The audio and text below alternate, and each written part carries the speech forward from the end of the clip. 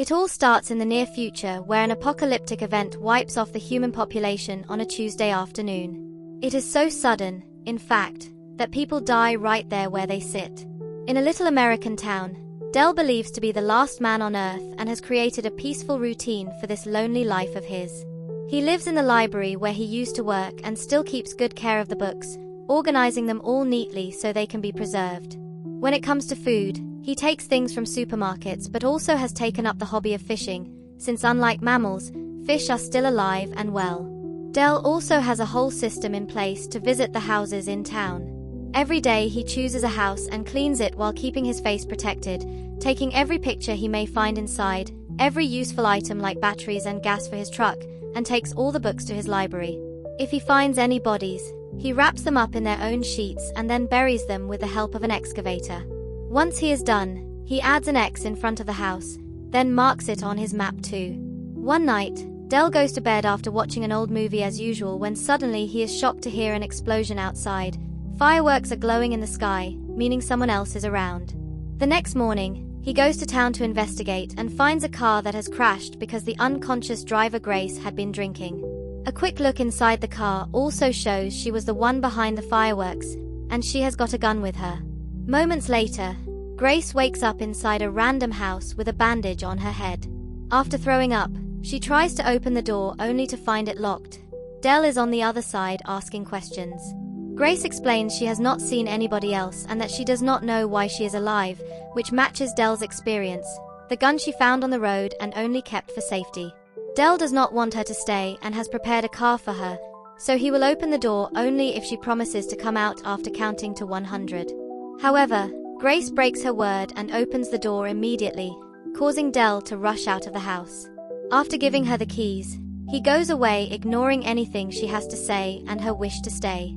Grace does not give up though, and she begins following Dell around, offering her help with the cleaning.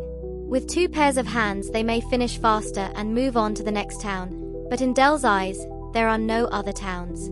He does not accept her as his helper, but Grace continues to follow him anyway, bringing a bright presence and noise into his life that had been missing for a long time. And while Dell does share his food with her, he makes her eat at a different table and refuses to chit-chat or discuss theories behind what caused the apocalypse, until one evening he shuts Grace up by pointing out he had already been lonely when he was surrounded by the townspeople. Seeing as she is not making any progress, Grace picks up her things and gets ready to leave, but as soon as she gets in a car, Dell comes and admits he has changed his mind so she can stay for a trial period. From then on, Grace goes with Dell to clean houses and gets to learn his process. That is also how she realizes Dell knows the name of all the bodies in town and still remembers if they owe him any books or late fees. When the time comes to bury the dead, Grace finds it very cold of Dell not to say anything in memory of the poor people and shares the fact that every time she found a body on the road, she would hold her breath for 10 seconds. Just to humor her, Dell begins doing it with her. Dell sometimes still says he misses the quiet, especially when Grace will not shut up while they go out for groceries or she plays music really loud in the truck, but he does not push. One afternoon, Grace notices Dell is not in the library and takes the chance to look around his office, where she is shocked to find a whole organization system in files for the pictures from the houses. It is rather creepy, and Grace does not know what to think of it, so she goes out for a bicycle ride to clear her mind. Suddenly, she hears a noise coming from a house, and when she goes inside, Grace is surprised to find a dog that has somehow survived too. She takes it to the library to keep as a pet, and while Dell is not amused by this turn of events, he still offers some ideas for names, although in the end they still call it Dog. Little by little, Dell and Grace are becoming more fond of each other. They begin eating at the same table, and Grace shares some stories of her childhood, like the fact she used to own 2 goldfish. However, she still does not dare to put her hair up because she does not want Dell to see a mysterious scar on the back of her neck. A few days later, they find Dog in the middle of destroying a book.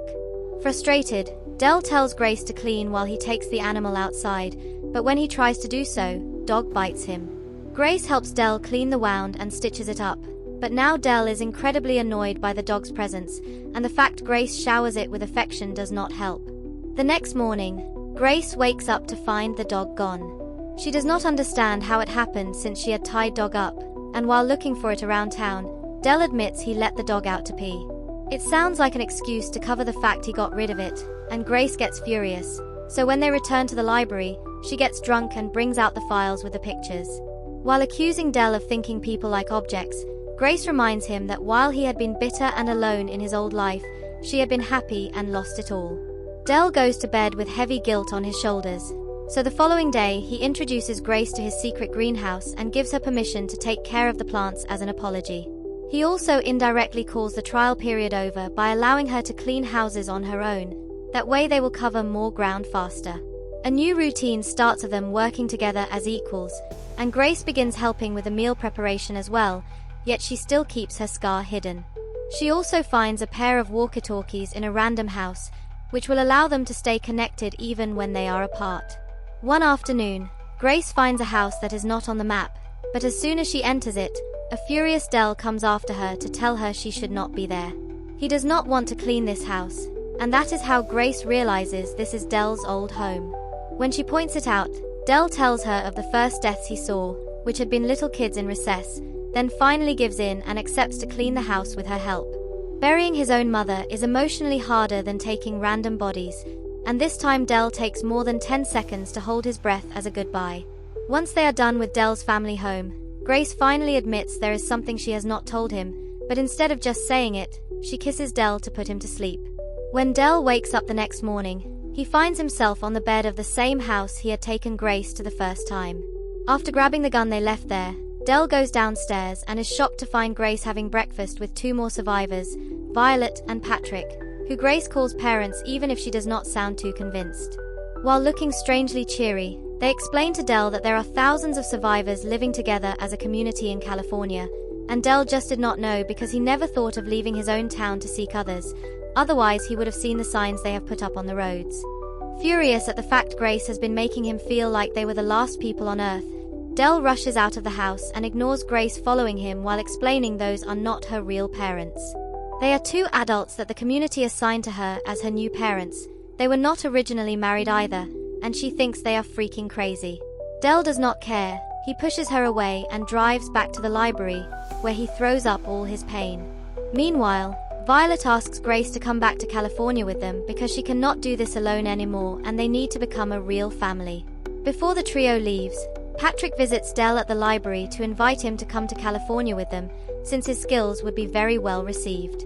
There is a team of doctors that has come up with new ways to harness the complexities of the human mind, but since this speech does not impress Dell either, Patrick leaves after writing the address on a random book in case Dell ever changes his mind. Moments later, Grace leaves the town with Violet and Patrick, crying her heart out as she looks at her new parents' neck scars and remembers what is waiting for her in California. Dell tries to go back to his old routine, but now the loneliness and the silence are enough to get on his nerves, and he ends up channeling his frustration by throwing things at his old house. After a night spent dreaming of Grace playing old movies in the library, Dell decides to take out all the files with the pictures to describe what he sees. He remembers every face and their names, but also their occupations, their personalities, and their reading taste.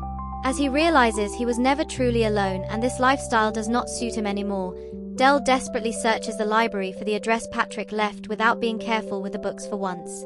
The trip to California is long and arduous, but Dell is a survivor and has brought plenty of supplies with him. Whenever he finds a road blocked by other cars or he runs out of gas, he simply changes into a different abandoned vehicle and keeps going.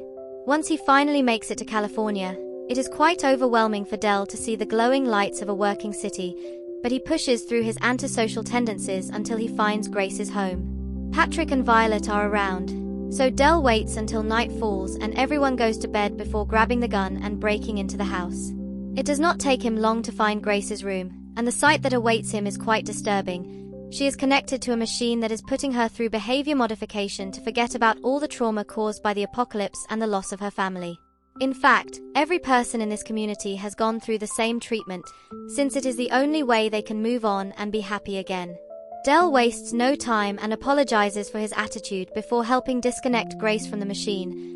Luckily, she is healthy enough to stand up and leave with him. On their way out, they bump into Patrick, who tries to stop them and explain their system is the best option, but Grace grabs the gun and shoots him on the spot. At that moment, Violet shows up and mentions she used to have a daughter, only to then continue with the same forced chill attitude as usual, meaning she goes looking for something to clean up the blood as if a body was just spilled milk. After picking up some supplies and Grace's goldfish, she and Dell leave the town while ignoring the people on the streets living their lives with manufactured happiness. Once they reach the road, Grace admits she is not sorry she shot Patrick, and Dell assures her that is fine while picking up speed to reach their next destination. Thank you for watching. Please leave a like and subscribe to the channel for more recaps like this. See you next time.